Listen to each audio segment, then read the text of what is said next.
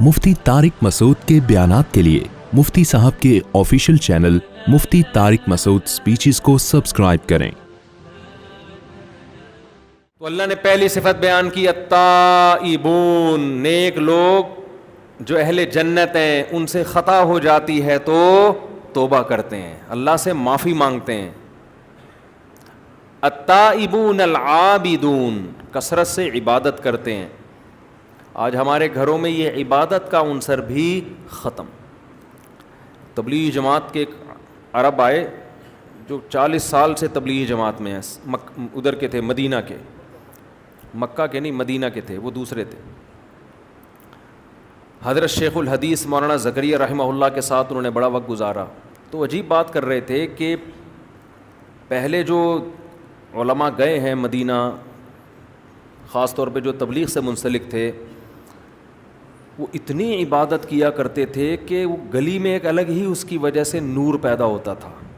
وہ شکایت کر رہے تھے کہ آج کل وہ عبادت مارکیٹ سے شارٹ، یہ مارکیٹ سے شارٹ تو میں خود کہہ رہا ہوں، ان کے الفاظ نہیں، تو ہم اتنی عبادت نہیں کر سکتے بھائی۔ کچھ گھروں میں نبی نے فرمایا نا، اپنے گھروں کو قبرستان نہ بناؤ، نماز کا کچھ حصہ گھر میں بھی رکھو۔ گھر کے سربراہ کو چاہیے گھر میں تلاوت کیا کرے، بچے دیکھیں گے یہ عمل۔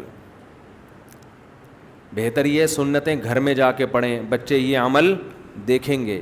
ماؤں کو چاہیے، حدیث میں آتا ہے اپنے گھر میں ایک کمرہ مصلی بنا لو، نماز کے لیے خاص کر دو۔ نبی صلی اللہ علیہ وسلم کا حکم ہے، اگر اللہ نے آپ کو کشادہ گھر دیا ہے تو ایک کمرہ عبادت کے لیے خاص کر دیں۔ مجھے بڑی خوشی ہوئی، کچھ دن پہلے رمضان میں ڈیفینس جانا ہوا تو بڑا گھر تھا، ان صاحب نے ایک کمرہ مجھے دکھایا، اتنا خوبصورت اور مسجد بنایا ہوا تھا اس، یعنی مسجد کے ڈیزائن پہ، وہ تھی مسجد نہیں، وہ تو جائز نہیں ہے نا مسجد گھر میں، کیونکہ پھر سب کسی کو آپ روک نہیں سکتے۔ اور اس میں خوشبو کی دھونی عود جل رہی ہے اس میں، ایسا پیارا ماحول، انسان کا دل کرتا ہے کہ میں نماز کی نیت باندھ لوں، میں یہاں تلاوت کروں۔ ہم نے اپنے بڑوں کو، علماء کو دیکھا ہے کہ گھر میں جو کمرہ وہ نماز کے لیے خاص کرتے ہیں، سب سے خوبصورت کمرہ وہی ہوتا ہے۔ اس کا بڑا اثر پڑتا ہے جب صفائی ستھرائی ہو، اچھی خوشبو، یہ جو الکوہلک خوشبوئیں جو دماغ میں چڑھتی ہیں، اس سے نماز کا لطف خراب ہوتا ہے، اچھا نہیں ہوتا۔ تو ایسا جب ماحول ہوتا ہے، تبھی تو قرآن نے حکم دیا نا کہ طاہر بیتی للطائفین والعاکفین، میرے گھر کو پاک صاف رکھو۔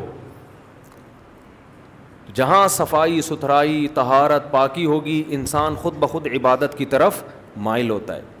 تو کوشش کریں اپنے گھر میں ایسا کمرہ بنائیں جہاں آپ جس کمرے کو نماز کے لیے، عبادت کے لیے خاص کر دیں، اس پہ ایک مصلی ڈال دیں، یہ اللہ اللہ کرنے کا کمرہ، بچوں کو بتا دیں یہ اللہ اللہ کرنے کی جگہ ہے۔ سمجھتے ہیں کہ نہیں سمجھتے؟ اور اگر اللہ نے گنجائش نہیں دی ہے، گھر چھوٹا ہے، 2 کمرے ہیں، اب ایک کو اللہ اللہ کرنے والا کمرہ بنا دیں گے تو بچے کہاں بیٹھیں گے؟ تو ایک چھوٹی سی جگہ کو کارنر میں کھینچ لیں بھائی، کیا خیال ہے؟ ہمارے حضرت رحمہ اللہ تعالیٰ کا ایک ان کے گھر میں بھی زیادہ کمرے نہیں تھے، تو انہوں نے ایک تخت کے جو ہے نا اس کے اوپر ایک مصلی لا کے رکھا ہوا تھا، وہیں نماز ہوتی تھی ان کی۔ جگہ خاص کر لینی چاہیے۔